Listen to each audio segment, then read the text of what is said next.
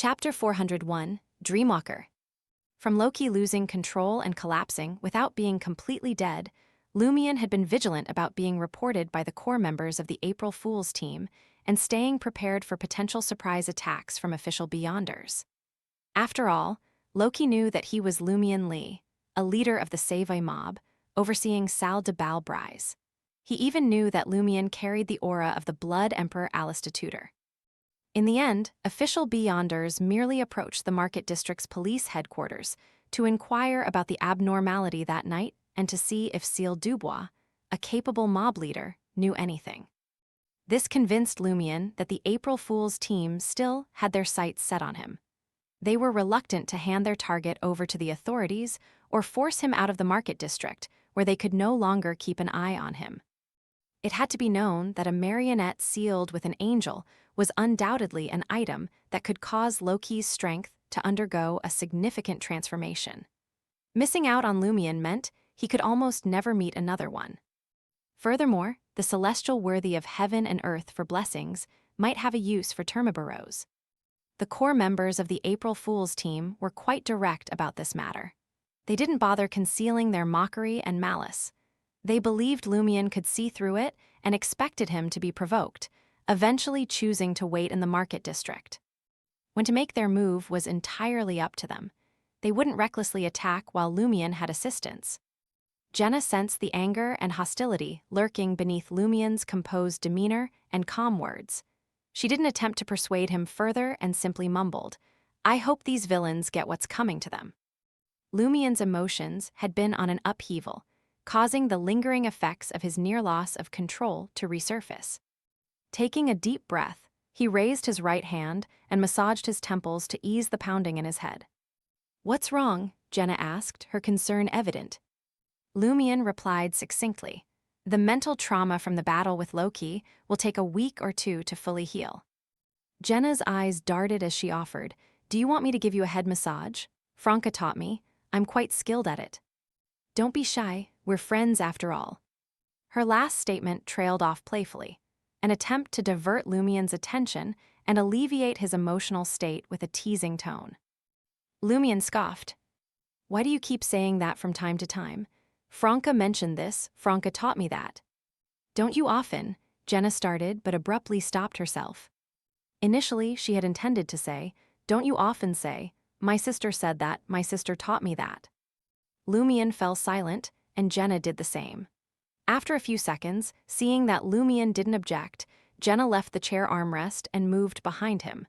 She reached out and began massaging his temples and both sides of his head. Lumion's body tensed up. Jenna playfully teased, "Have you never been intimate with a girl before?" Lumion scoffed. "As a hunter, I would instinctively throw anyone who dared to touch my head or bestow them with a massive fireball. It took a lot of effort not to roast you." Amused and exasperated, Jenna tightened her grip.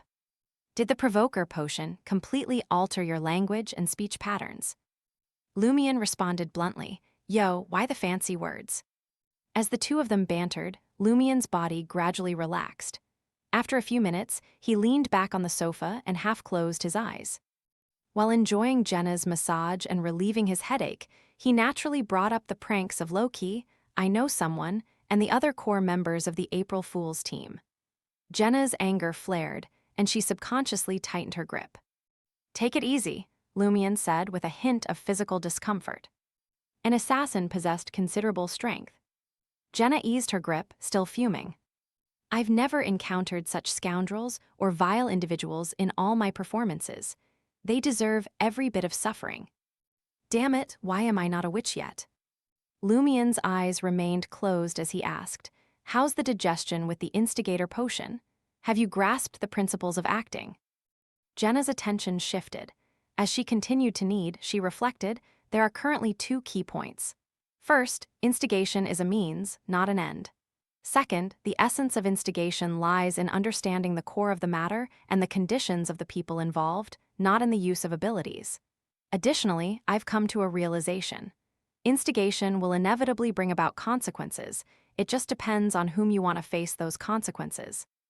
"Not bad," Lumion commended, a rare occurrence. Standing behind him, Jenna lifted her chin modestly and said, I find opportunities to practice every day, especially among theater actors and apprentices at places like Theater de l'Ancien Cage of Pigeons, where conflicts are abundant. Instigating someone forces me to consider who I want to benefit and who will be taught a lesson or suffer losses. It made me realize that instigation is merely a tool.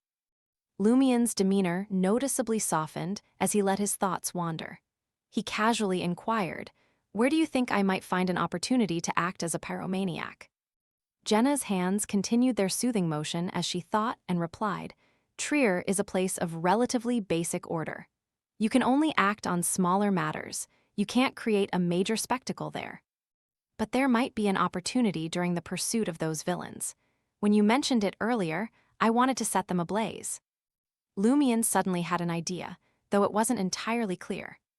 At that moment, footsteps echoed from the stairs, growing progressively louder. Jenna released her grip on Lumien's head and approached the door with a smile. "Franca is back." In the bustling streets of Trier, the night might lack tranquility, but the citizens living in those areas still found their way into slumber. In one person's dream, they envisioned their children gradually improving and becoming healthier after consuming human blood bread. Suddenly, a golden retriever carrying a small backpack made an appearance in the dream. The golden retriever sat at the dream's edge, guiding the hazy scenes to reveal hidden memories deep in the dreamer's subconscious. It was the excitement of pushing through the crowd and rushing towards the death row inmate's corpse with bread in hand. It was the hesitation that came after believing that human blood bread could cure illnesses. It was the mixture of joy and skepticism that had accompanied their first hearing of this rumor. The golden retriever caught sight of the figure who had initially informed the dreamer about the blood bread rumors. It turned out to be a neighbor who lived next door. And so, the golden retriever traversed dream after dream, activating the corresponding subconscious memories to search for the source of the blood bread rumors. After hundreds of dreams, the golden retriever noticed two dreams with clear contradictions. One belonged to a father who believed that he had obtained the secret of human blood bread from a warlock he happened to meet, using it to cure his daughter's illness. The other dream belonged to his child, who had suddenly fallen ill and then just as suddenly recovered, as if the human blood bread was a miraculous elixir. The golden retriever guided the father to manifest the warlock in his dream.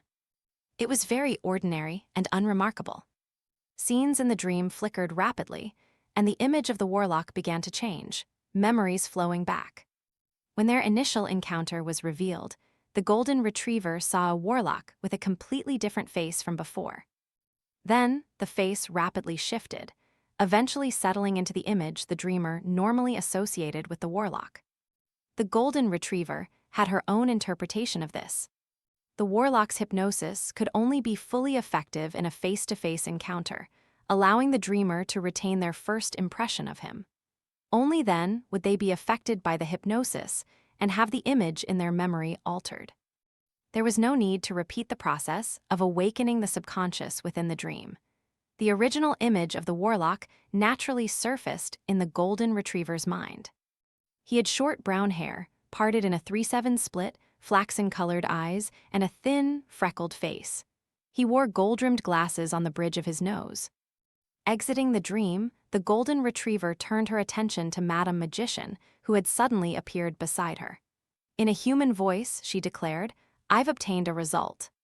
Dressed in a blouse and a long brown dress, Madame Magician sighed and eagerly said, "Give me the information, and I'll confirm it." The golden retriever remained silent, her eyes darkening. After a few seconds, Madame Magician took a few steps forward, causing starlight to manifest around her.